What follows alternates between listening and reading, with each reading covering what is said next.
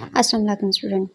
तो लास्ट हमने लेक्चर जो स्टडी किया था वो था हमारा कंडक्शंस की थोड़ी सी मैं रिवीजन करा देती हूँ आपको। कंडक्शन बेसिकली क्या था कि हीट जो होती है ना वो ट्रांसफ़र होती है from one object to another object, यानी कि हीट हॉटर पार्ट से कोल्डर पार्ट की तरफ क्या करती है, मूव करती है, ट्रांसफ़र होती है। इसके अलावा हमने स्टडी किया था कि कंडक्टर क्या होते हैं और इंसुलेटर क्या होते हैं, और मैंने ये क्वेश्चन भी किया था कि आप जो बेसिक मतलब कि हम आम रूटीन में लाइफ के अंदर जो डेली बेसिस के ऊपर कंडक्टर और इंसुलेटर यूज़ करते हैं, आप उनको भी मेंशन करेंगे कमेंट बॉक्स में। इसके अलावा मैंने आपको एक क्वेश्चन दिया था कि जो हीट होती है वो दोनों, अगर ऑब्जेक्ट का टेम्परेचर सेम होगा तो क्या हीट ट्रांसफ़र होगी या नहीं होगी। तो ये क्वेश्चन था, मैंने आपसे किया था, और इसका जो आंसर है वो मैं आज दूंगी इंशाल्लाह लेक्चर के एंड होने में। और जब तक हमारा लेक्चर एंड होगा तब तक आपको उसका जो आंसर है वो भी समझ में आ जाएगा। तो स्टार्ट करते हैं। आज का हमारा है कन्वेक्शन। कन्वेक्शन बेसिकली होता क्या है, the heat transfer in liquid and gas is called convection, यानी कि लिक्विड और गैस में के थ्रू जो क्या होती है हीट ट्रांसफ़र होती है उसको हम क्या कहते हैं, कन्वेक्शन कहते हैं। The molecule of the liquid और gas that are near the source of the heat get heated first. ठीक है, इनके जो मॉलिक्यूल होते हैं वो क्या करते हैं, हेल्प कराते हैं या सोर्स होते हैं कि किसी भी ऑब्जेक्ट को, किसी भी मतलब पार्टिकल को क्या करते हैं, हीट अप कर देते हैं। They become lighter due to the heat and move upward. ठीक है, होते हैं लाइटर होते हैं क्यों, क्योंकि हीट की वजह से होते हैं, और ये जो होते हैं मूव करते हैं, अपवर्ड मूव करते हैं।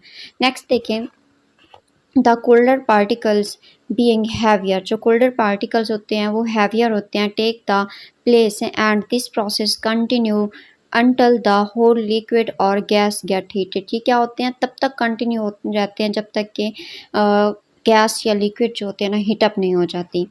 दैट इज़ वाई, इसी वजह से the area above the flame of a candle always feel hot but the area on the side of the candle does not। इसी वजह से, किस वजह से, क्योंकि इनके जो पार्टिकल्स होते हैं वो हैवियर होते हैं, टेक प्लेस होते हैं, और ये प्रोसेस तब तक कंटिन्यू होता है जब तक ये हीट और ये लिक्विड और गैस जो होते हैं ना हीटेड नहीं हो जाते।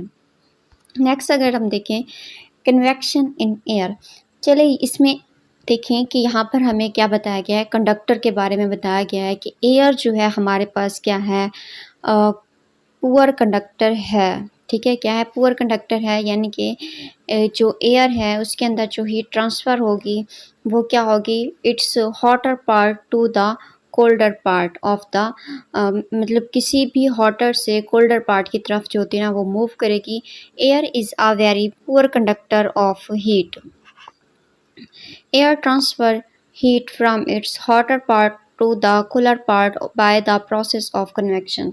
यहाँ पर देखें कि आपने एक रॉड लिया, ठीक है, इस स्लाइड के अंदर मैं आपको जो है ना एग्जांपल बताती हूँ। एक रॉड लिया, रॉड के एक कॉर्नर के ऊपर आपने उसको एक कॉर्नर से पकड़ लिया, और दूसरा जो उसका एंड है उसको हमने क्या करना है, आग के ऊपर रखना है, यानी कि उसको हीट अप करना है। जो हीट होगी वो जो पॉइंट आग के ऊपर होगा उससे वो ट्रांसफ़र होके दूसरे पॉइंट तक जाएगी, जो पॉइंट या जो कॉर्नर, जो एंड स्लाइड का आपके हाथ में होगा। इसके अलावा देखें तो यहाँ पर आपको आग के ऊपर बिल्कुल आग के जो ऊपर है हम हैंड रखेंगे तो एयर के थ्रू जो हीट होगी वो हमारे हैंड में क्या हो जाएगी, हमारे हाथों को गर्म कर देगी, जबकि हमारे जो साइड में हाथ होंगे वहाँ पर एयर नहीं होगी, जिसकी वजह से क्या होगा, हमारे हैंड्स जो है ना गर्म नहीं होंगे। नेक्स्ट देखें कन्वेक्शन इन वाटर। वाटर जो होता है ना ये भी देखें पुअर कंडक्टर होता है हीट का। So due to the this reason it can not transfer heat by conductions but it's transfer heat by the process of convection.